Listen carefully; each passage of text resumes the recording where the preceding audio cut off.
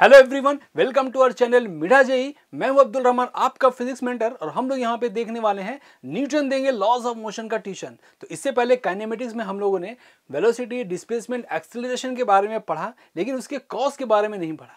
किसी भी बॉडी में जो एक्सेलरेशन प्रोड्यूस हो रही है या उसकी वेलोसिटी चेंज कर रही है, वो किस वजह से चेंज कर रही है, इस वजह को अभी तक हम लोगों ने नहीं देखा है। तो इस चैप्टर में हम लोग force and loss of motion के बारे में पढ़ेंगे, मतलब एक्सेलरेशन के कॉज के बारे में पढ़ेंगे।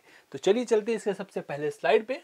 तो यहां हम लोग देखेंगे कॉन्सेप्ट ऑफ फोर्स के बारे में। तो फोर्स के जो डेफिनेशन होगी, सबसे बेसिक वाली डेफिनेशंस को भी हम लोग यहां पे लेके चलते हैं, जो तुम लोगों ने 9th क्लास में भी देखा होगा, उसको फिर से एक बार देख लेते हैं। ठीक है।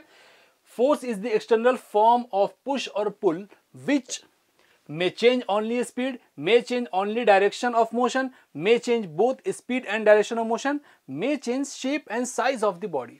इसको वन बाय वन हम लोग देख लेते हैं। ठीक है। तो फोर्स जो हमारे पास है, एक एक्सटर्नल फॉर्म होगा पुश और पुल का, जो बॉडी की सिर्फ स्पीड को चेंज कर सकता है।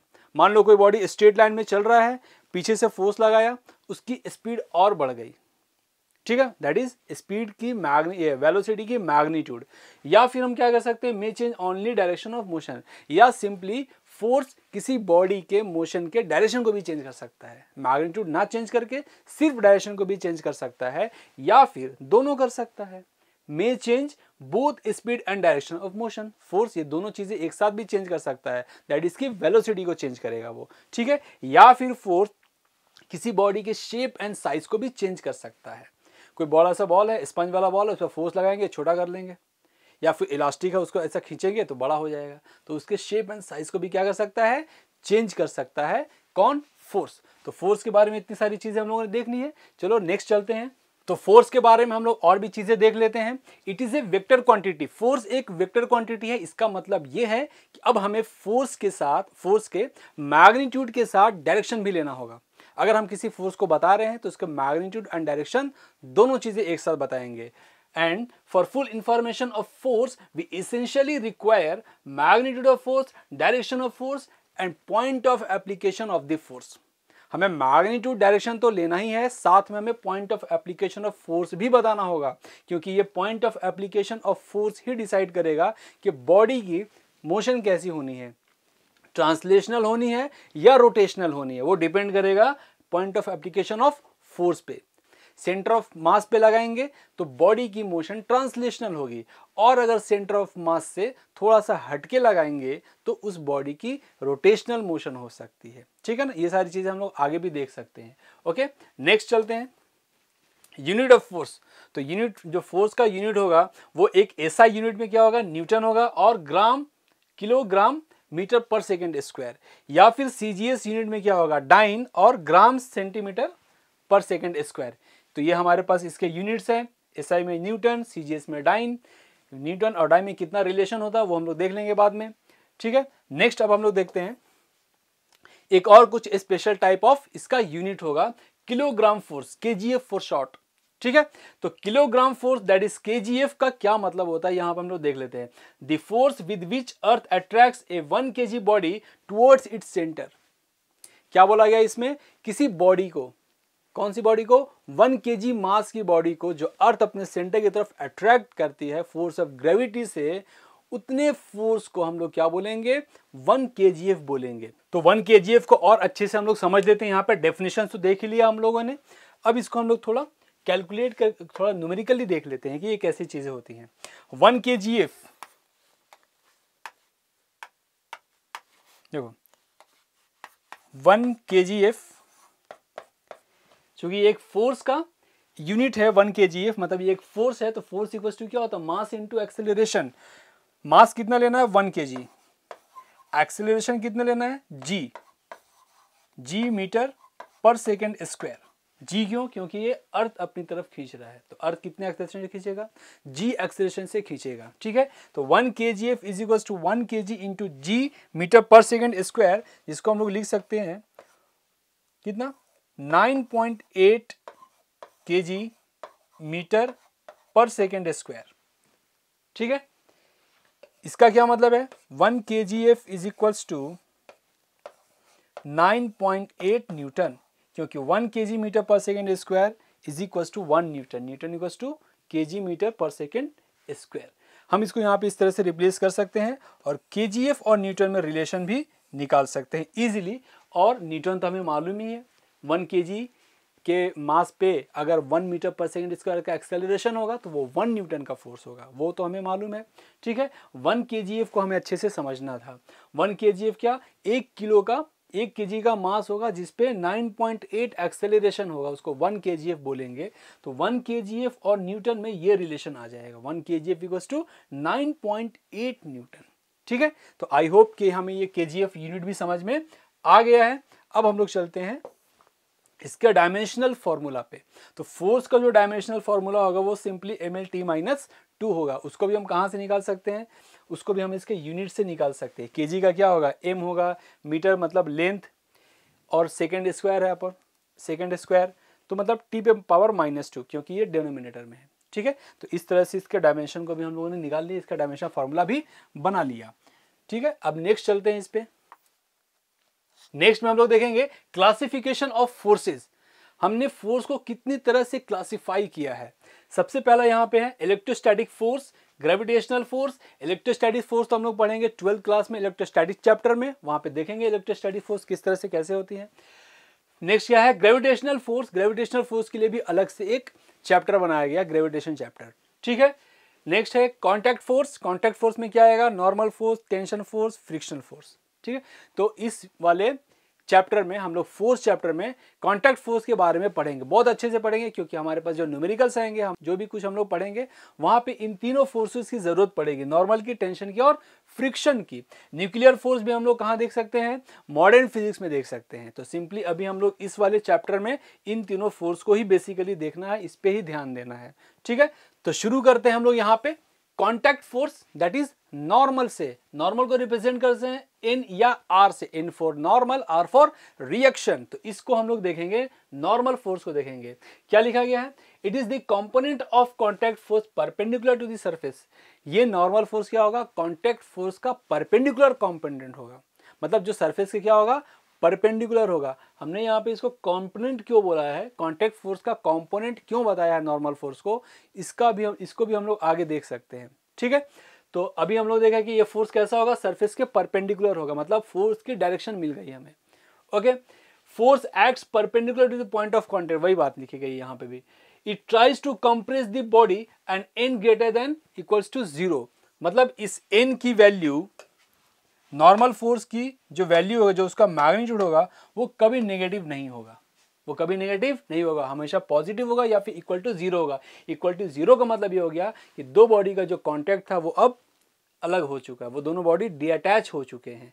एंड ग्रेटर देन 0 मतलब नॉर्मल फोर्स की जो मैग्नीट्यूड होगा वो पॉजिटिव होगा, इसका मतलब है कि वो दोनों बॉडी अभी कांटेक्ट में है, ये कभी नेगेटिव नहीं हो सकता। अगर नॉर्मल फोर्स की वैल्यू नेगेटिव आ गई, उसका भी क्या मतलब होता है, उसको भी हम लोग आगे किसी क्वेश्चंस में देखेंगे, वो एक्चुअली डीअटैच को ही बताता है। इनकी वैल्यू अगर नेगेटिव हो गई तो इसका मतलब क्या है कि बॉडी डीअटैच हो चुकी है। 0 और नेगेटिव का दोनों का एक ही मतलब होता है।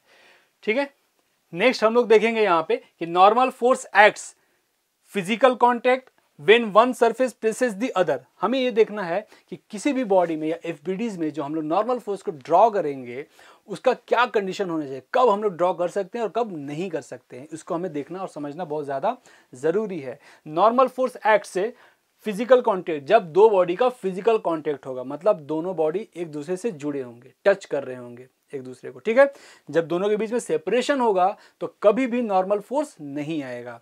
लेकिन ये जरूरी नहीं है कि सिर्फ फिजिकल कांटेक्ट ही हो। कई बार हम लोग को ऐसा लगता है कि दो बॉडी का फिजिकल कांटेक्ट है, यहाँ पे नॉर्मल फोर्स लगने चाहिए, ऐसा जरूरी नहीं है। इसलिए हमने यहाँ पे दूसरा वाला पॉइंट भी लिखा है, when one surface presses the other, मतलब इसका मतलब ये है कि दोनों बॉडी का फिजिकल कांटेक्ट भी होना चाहिए और ये एक दूसरे को प्रेस भी करने होने चाहिए, एक दूसरे को प्रेस कर रहा होगा। ठीक है, अब जैसे देखो, जब इन दोनों को एक दूसरे को प्रेस करना है तो वो कांटेक्ट में तो आने पड़ेंगे, दूर दूर से तो प्रेस नहीं कर सकते ना, तो वो पहले कांटेक्ट में आएंगे और कांटेक्ट में आने के बाद एक दूसरे को प्रेस करेंगे, तभी नॉर्मल फोर्स लगेगा। सिर्फ कांटेक्ट में आने से नॉर्मल फोर्स नहीं लगेगा। इसलिए मैंने यहाँ पे दोनों पॉइंट लिखा है और हमें बहुत ज़्यादा कन्फ्यूजन होता है कि सर सिर्फ कांटेक्ट में आ गए अब यहाँ पे नॉर्मल फोर्स लगाना चाहिए, लेकिन ऐसा बिल्कुल नहीं है। वो एक दूसरे को प्रेस भी करना चाहिए। इसका एग्जाम्पल भी अभी मैंने आगे लिया है, उस हम एग्जाम्पल से भी इसको और अच्छे से समझ सकते हैं। ठीक है, हमारे लिए एक मिसकॉन्सेप्शन बना होता है नॉर्मल फोर्स के लिए कि सिर्फ फिजिकल कॉन्टेक्ट होना ही काफ़ी है, ऐसा ज़रूरी नहीं है। इसलिए मैं बार बार इसको बता रहा हूँ। ठीक है, चलो देखते हैं। तो नेक्स्ट अब हम लोग कुछ एग्जांपल लेके समझेंगे कांटेक्ट फोर्स को, नॉर्मल फोर्स को। ठीक है, representing normal force in different situations. सबसे पहला सिचुएशन हमारे पास ये होगा। सबसे पहला सिचुएशन है एक वेज है, उसके ऊपर एक ब्लॉक रखा है जो थीटा एंगल पे है। ठीक है, तो अभी हम लोग इसके नॉर्मल फोर्सेस को बनाएंगे। कैसे बना सकते हैं देखें। तो ये अगर हमारे पास एक वेज है, उसके ऊपर एक ब्लॉक रखा है, तो इन दोनों पॉइंट के बीच का हमें नॉर्मल फोर्स बनाना है। तो इस ब्लॉक का वेज के साथ कांटेक्ट तो है, तो एक चीज तो हमने देख ली कि कांटेक्ट है। अब हमें देखना है क्या ये एक दूसरे को प्रेस भी कर रहा है या सिर्फ कांटेक्ट ही है। हमें दोनों चीजें देखनी है, कांटेक्ट भी होना चाहिए और एक दूसरे को प्रेस भी करना चाहिए। ठीक है, तो अगर हम लोग इसको देखेंगे यहाँ पे, तो ये वाला बॉडी को अर्थ खींच रहा होगा नीचे की तरफ mg फोर्स से।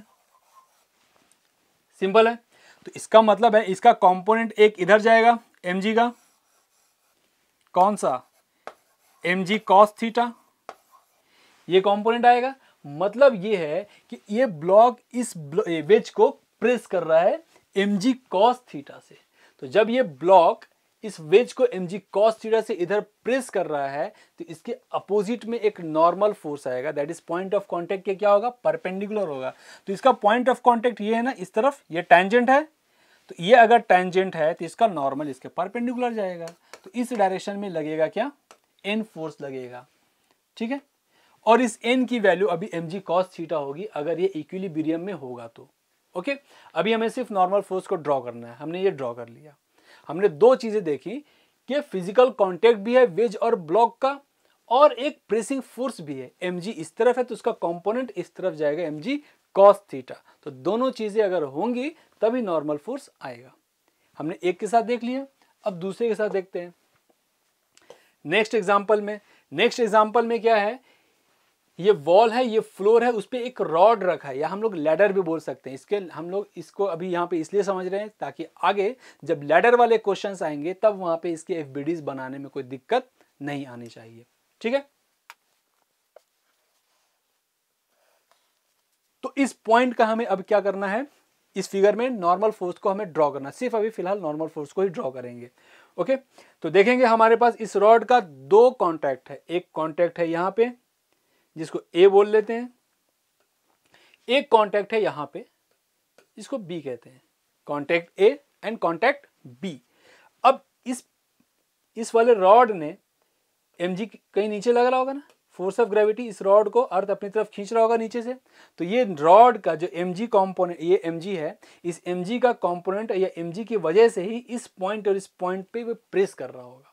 इस तरह से प्रेस करेगा ना, mg नीचे लगेगा तो इस पॉइंट और इस पॉइंट पे एक प्रेसिंग फोर्स डेवलप हो रहा है, जिसके रिएक्शन में यहाँ पे नॉर्मल फोर्स हम लोग ड्रॉ कर सकते हैं। पॉइंट ए और पॉइंट बी दोनों पे नॉर्मल फोर्स ड्रॉ कर सकते हैं, क्योंकि दो कॉन्टैक्ट है तो दो नॉर्मल फोर्स आएंगे। ऊपर वाले में एक कॉन्टैक्ट था तो एक नॉर्मल फोर्स आया। ठीक है, अब हमें देखना है कि नॉर्मल फोर्स जो ड्रॉ करेंगे उसकी डायरेक्शन क्या होगी। डायरेक्शन भी हमें बताना है। हमें मालूम है इसके डायरेक्शन के बारे में कि पॉइंट ऑफ कॉन्टैक्ट के परपेंडिकुलर होना है, पॉइंट ऑफ कॉन्टैक्ट के परपेंडिकुलर। तो ये अगर हमारे पास पॉइंट है तो इसका पॉइंट ऑफ कांटेक्ट कहाँ होगा, ये टेंजेंट है और ये परपेंडिकुलर है, तो इस डायरेक्शन में ये नॉर्मल होगा। इसको हम लोग NA बोल सकते हैं, पॉइंट ए का नॉर्मल। इस पॉइंट का पॉइंट ऑफ कांटेक्ट ये है, तो इसके परपेंडिकुलर कौन सा डायरेक्शन होगा, ये होगा टेंजेंट वाला, ये इसके परपेंडिकुलर इधर होगा NB। तो हम लोग बोल सकते हैं यहाँ पे जो B पॉइंट का नॉर्मल होगा इस तरफ होगा और A पॉइंट का नॉर्मल होगा इस तरफ होगा। ये इस पॉइंट के परपेंडिकुलर है और ये इस पॉइंट के परपेंडिकुलर है इस डायरेक्शन में। ठीक है, तो हम लोगों ने यहां भी देख लिया। नेक्स्ट चलते हैं थर्ड वाले एग्जाम्पल पे। इस थर्ड वाले एग्जाम्पल को भी देखेंगे कि फिर से उसी वॉल और फ्लोर पे हमने एक रॉड रखा है, लेकिन क्या फर्क है इस वाले केस में और इस वाले केस में।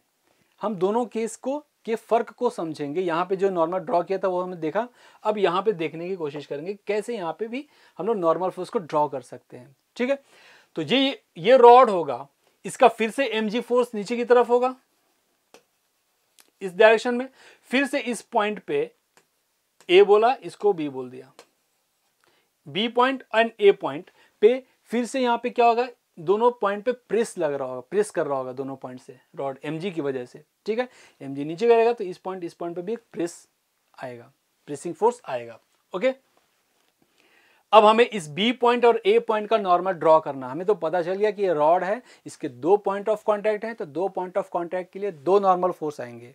ओके, अब हमें देखना है कि इस नॉर्मल फोर्स का डायरेक्शन किधर होगा। डायरेक्शन भी इंपॉर्टेंट है क्योंकि ये एक फोर्स है, तो फोर्स के लिए हमें डायरेक्शन भी इंपॉर्टेंट, फोर्स के लिए डायरेक्शन भी इंपॉर्टेंट होता है। ओके, बी पॉइंट का ये टैंजेंट है, इसको हम लोग टैंजेंट बोल सकते हैं, तो इसका नॉर्मल कौन होगा, ये होगा perpendicular N B, same as that case 2 की तरह। ठीक है, ए पॉइंट का हमें देखा है, ए पॉइंट का टैंजेंट कौन होगा, इस ए पॉइंट का टैंजेंट इस तरफ होगा, होगा ना, तो इसका परपेंडिकुलर किधर होगा, नॉर्मल किधर होगा, इधर होगा, इसको हम लोग एन ए बोलेंगे, this is N B, this is N A. हमें इन दोनों केसेस में फर्क देखना है। ए वाला पॉइंट उसे ग्राउंड वाला पॉइंट का तो ठीक है, वॉल पे जो है इस पॉइंट का टैंजेंट ये है, इसका नॉर्मल इस डायरेक्शन में होगा। ठीक है, लेकिन इस पॉइंट का टैंजेंट ये है, इसलिए इसका नॉर्मल इस तरफ होगा। ये हमें समझना होगा। कई बार बच्चे इस दोनों केसेस में कंफ्यूज हो जाते हैं कि सर यहाँ पे ऐसा टेढ़ा क्यों जा रहा है, यहाँ पे ऐसा इसके पैरेलल क्यों हो गया हॉरिजॉन्टल के। तो यही है पॉइंट ऑफ कांटेक्ट। हमें पॉइंट ऑफ कांटेक्ट के परपेंडिकुलर लेना है। परपेंडिकुलर ड्रॉ करने से पहले हमें टेंजेंट ड्रॉ करना होगा। अगर हमें टेंजेंट पता चल जाएगा तो परपेंडिकुलर भी या दैट इज नॉर्मल भी ड्रॉ कर सकते हैं। अगर हम टेंजेंट नहीं मालूम करेंगे तो नॉर्मल ड्रॉ करने में थोड़ी सी परेशानी आएगी हमें। ठीक है, तो इस केस को भी देख लिया। नेक्स्ट चलते हैं नेक्स्ट वाले एग्जाम्पल पे। एग्जाम्पल नंबर 4 पे देखते हैं। तो इस एग्जाम्पल नंबर 4 में हमारे पास क्या है, देखो ये कुछ इस तरह से वुडन प्लैंक होगा, उसके बीच में एक बॉल को ऐसे रेस्ट किया गया है, ये बॉल ऐसा रेस्ट कर रहा है। अब हमें यहाँ भी नॉर्मल फोर्स को दिखाना है। इस बॉल पे नॉर्मल फोर्स लग रहे होंगे तो कितने लग रहे होंगे और किधर लग रहे होंगे, हमें इसका डायरेक्शन भी बताना है। तो सबसे पहले हम लोग तो देखेंगे कि क्या कोई प्रेसिंग फोर्स है। दो कॉन्टैक्ट है ना, ये एक कॉन्टैक्ट, ये एक कॉन्टैक्ट। अगर हम लोग इसको नाम दे देंगे, इसको नाम लिख लिया क्या ए, और इसको लिख लिया B, contact A and contact B. क्या कोई प्रेसिंग फोर्स है? बिल्कुल है। अर्थ फिर से इस बॉल को mg फोर्स से नीचे खींचेगी। तो जब ये mg फोर्स से नीचे खींचेगी तो इस पॉइंट और इस पॉइंट पे प्रेसिंग फोर्स आ गया। अब ये प्रेसिंग फोर्स आ गया और दो कॉन्टैक्ट भी हैं, तो दो कॉन्टैक्ट है तो दो नॉर्मल बनाने पड़ेंगे। प्रेसिंग फोर्स भी है, कॉन्टैक्ट भी है, तो दोनों पॉइंट पे नॉर्मल फोर्स आएगा। अब सवाल ये है कि डायरेक्शन क्या होगी इसकी। डायरेक्शन के लिए मैंने बताया था कि पहले टेंजेंट ड्रॉ करेंगे। इस पॉइंट से, पॉइंट ऑफ कॉन्टैक्ट से क्या करेंगे, एक टेंजेंट ड्रॉ करेंगे। ये इसका टेंजेंट है। अगर ये टेंजेंट है तो इसका नॉर्मल किधर होगा, इस तरफ, इसको एन ए बोल देंगे। ठीक है, इस पॉइंट का इधर हो जाएगा, इसको एन बी बोल देंगे। तो इन दोनों पॉइंट के नॉर्मल को हमने ड्रॉ कर लिया। आगे भी ले सकते हैं, कोई दिक्कत नहीं है। और ये दोनों पॉइंट हमारे सेंटर से पास कर रहे होंगे। इनका जो इंटरसेक्शन पॉइंट होगा वो ये स्फीयर के सेंटर पे होगा, क्योंकि नॉर्मल जो होता है, जो सारे रेडियस होते हैं वो सेंटर पे इंटरसेक्ट करते हैं। ठीक है, तो इन चारों एग्जांपल को हम लोग देखा और चारों एग्जांपल में देखा कि पॉइंट ऑफ कांटेक्ट होने के साथ साथ प्रेसिंग फोर्स भी है क्या, और कितने पॉइंट ऑफ कांटेक्ट होंगे तो कितने नॉर्मल को हम लोग ड्रॉ कर सकते हैं। ठीक है, तो इन चार एग्जाम्पल काफ़ी है हमें नॉर्मल फोर्स को समझने के लिए और किसी भी एक बिल्डिंग में नॉर्मल को ड्रॉ करने के लिए। ठीक है, चलते हैं इसके आगे के स्लाइड्स पे, कुछ क्वेश्चंस लेके भी सॉल्व कर लेते हैं हम लोग। देखो यहाँ पे एक एग्जाम्पल दिया हुआ है, draw normal force exerted by A on B. हमारे पास दो ब्लॉक है, block A and block B, जो एक हॉरिजॉन्टल सरफेस पे रेस्ट कर रहे होंगे। ओके, अब हमें क्या करना है, ए और बी का क्या करना है, नॉर्मल फोर्स ड्रॉ करना होगा। ए ने बी पे कितना लगाया, बी ने ए पे कितना लगाया। ठीक है, इसके नॉर्मल फोर्स को ड्रॉ करना है। तो हमें क्या कर लेना होगा, पहले एफबीडी बना लेंगे। FBD that is free body diagram of A का फ्री बॉडी डायग्राम बनाएंगे। ये ब्लॉक ए है, ब्लॉक ए पे अर्थ तो फोर्स लगाएगा ना, किधर, वर्टिकली डाउनवर्ड इस डायरेक्शन में। हम लोग इसको बोल सकते हैं MAG, mass of MA, A block is MA and G is the acceleration due to gravity. ये वर्टिकली डाउनवर्ड होगा, तो इस डायरेक्शन में इस पे नॉर्मल फोर्स आएगा ना, NA आएगा। ओके, अब हमें देखना है कि इस A का कितना पॉइंट ऑफ कांटेक्ट है। A का एक कांटेक्ट है ग्राउंड के साथ और एक है B के साथ, दो पॉइंट ऑफ कांटेक्ट है A का ग्राउंड के साथ एंड B के साथ। तो ग्राउंड वाला तो बना लिया, इस डायरेक्शन में होगा ना, ये N और MG, एक प्रेसिंग फोर्स भी है MG और N है इस तरफ, पॉइंट ऑफ कांटेक्ट भी है और प्रेसिंग फोर्स भी है। तो इस ग्राउंड से एक नॉर्मल हम लोग ऊपर बना लेंगे इस पॉइंट पे। उसी तरह से B का भी देख सकते हैं, FBD ऑफ ब्लॉक B, ये हमारे पास ब्लॉक B है। इस पे भी MG फोर्स नीचे लगेगा। कैसे लिख सकते हैं, MBG, MB is the mass of block B and G is the acceleration due to gravity. तो MG फोर्स इस तरफ लगेगा वर्टिकली डाउनवर्ड। तो B का भी एक कांटेक्ट किससे है, ग्राउंड से है और एक कांटेक्ट A से है। ओके, तो ग्राउंड पे एक कांटेक्ट है और एक प्रेसिंग फोर्स भी है, कांटेक्ट भी है, प्रेसिंग फोर्स भी है, दोनों चीजें हैं। इसलिए यहाँ पे एक और नॉर्मल लगेगा वर्टिकली अपवर्ड, जिसको हम लोग NB कहेंगे। ठीक है, लेकिन देखना A और B के बीच में भी कांटेक्ट है और हमें वही बोला जा रहा है, draw normal force exerted bye A on B। ये तो हमने बना दिया, ग्राउंड का पूछा ही नहीं था क्वेश्चन में, लेकिन फिर भी मैंने बता दिया कि ये प्रेसिंग फोर्स है, ये इसका नॉर्मल फोर्स है, ये प्रेसिंग फोर्स है, ये इसका नॉर्मल फोर्स है, पॉइंट ऑफ कांटेक्ट के परपेंडिकुलर। ये देख लिया।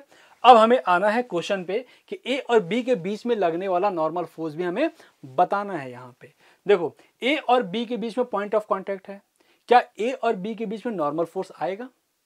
सवाल क्या होगा इसका, इस सवाल का जवाब क्या होगा कि पॉइंट ऑफ कांटेक्ट ही काफी नहीं है नॉर्मल फोर्स आने के लिए, एक प्रेसिंग फोर्स भी होना है। लेकिन यहाँ पे हम लोग देख सकते हैं साफ कि A और B में इस डायरेक्शन में कोई प्रेसिंग फोर्स नहीं है, हॉरिजॉन्टल डायरेक्शन में कोई प्रेसिंग फोर्स नहीं है। अगर ये ब्लॉक इसको इस तरफ पुश कर रहा होता तब नॉर्मल इधर आता, अगर ये पुश नहीं करेगा तो नॉर्मल भी नहीं आएगा। ये सिर्फ साइड बाय साइड ऐसे रखे हुए हैं, एक दूसरे को पुश नहीं कर रहे हैं, तो नॉर्मल फोर्स नहीं आएगा। इस डायरेक्शन में आएगा, वर्टिकल डायरेक्शन में आ रहा है ना, वर्टिकल डायरेक्शन में इसलिए आ रहा है क्योंकि MG फोर्स है, उसको प्रेसिंग फोर्स है, इसकी वजह से NA आ रहा है। लेकिन हॉरिजॉन्टल डायरेक्शन में कोई भी प्रेसिंग फोर्स नहीं है, ये हॉरिजॉन्टल डायरेक्शन है ना, तो इस डायरेक्शन में कोई प्रेसिंग फोर्स नहीं होने की वजह से A और B पे नॉर्मल फोर्स एक्सर्ट नहीं करेगा, नहीं लगेगा। हम लोग यहाँ पे लिख सकते हैं NAB इज इक्वल टू 0 और NBA इज इक्वल टू 0, कोई प्रेसिंग फोर्स नहीं होगा। हम लोग इसका आंसर लिख सकते हैं कि NAB मतलब A पे B की वजह से एंड NBA B पे A की वजह से, दोनों की वैल्यू 0 हो जाएगी, क्योंकि यहाँ पे क्या है, सिर्फ कांटेक्ट है, कोई प्रेसिंग फोर्स नहीं है। तो इस तरह से हम लोग देख सकते हैं कि नॉर्मल फोर्स ड्रॉ करने के लिए हमें प्रेसिंग फोर्स और कांटेक्ट, फिजिकल कांटेक्ट दोनों की आवश्यकता है। दोनों में से कोई एक चीज नहीं है, मतलब कांटेक्ट है और प्रेसिंग फोर्स नहीं है तो नॉर्मल फोर्स नहीं लगेंगे, और अगर कांटेक्ट ही नहीं है तो प्रेसिंग फोर्स कहाँ से आएंगे, उसकी तो बात ही नहीं करेंगे हम लोग। ठीक है, तो नॉर्मल के लिए हमें इतना कॉन्सेप्ट काफ़ी है। अब हम लोग FBDs में जहाँ पे भी कुछ ऐसे FBDs में नॉर्मल को ड्रॉ करना होगा, हम वहाँ पे अब बहुत अच्छे से कर लेंगे। ये कॉन्सेप्ट समझ में आया होगा तो इसको और देखो, इस वीडियोस को देखो और फिर से देखो कि हमने और क्या चीज़ें बताई हैं, क्या क्या कंडीशन लिया है मैंने नॉर्मल फोर्स को लगाने के लिए। किसी भी बॉडी पे नॉर्मल फोर्स कब लगेगा, क्या कंडीशन है, बहुत ज़्यादा नहीं, सिर्फ 2 ही कंडीशन है। एक फिजिकल कांटेक्ट होना चाहिए और उस पर एक प्रेसिंग फोर्स होना चाहिए। मैंने सारे एग्जाम्पल को उसी तरह से लेकर के बताया है, तो आप लोग भी इसको ट्राई करिए और डिफरेंट एग्जाम्पल्स को ट्राई करिए। अब हम लोग यहाँ पे इस वाले लेक्चर्स को करते हैं एंड। हम लोग नेक्स्ट आएंगे फोर्स के, न्यूटन लॉज ऑफ मोशन के दूसरे कॉन्सेप्ट को लेकर के, और आगे के वीडियोस को हम लोग जल्द ही अपलोड करेंगे। तब तक इस वाले वीडियोस को और पहले वाले वीडियोस को बहुत अच्छे से देखिए और अपने कॉन्सेप्ट को बिल्ड करिए। मिडा जी चैनल को सब्सक्राइब करिए, वीडियो को लाइक करिए, कमेंट करिए, हमें बताइए अपने कमेंट सेक्शन में कि आपको ये वीडियो कैसा लगा, आप इसमें और क्या जानना चाह रहे हैं। सर ये वाले टॉपिक को भी आप डिस्कस करिए, ये सारे फीडबैक हमें दीजिए, हम उस पर काम ज़रूर करेंगे।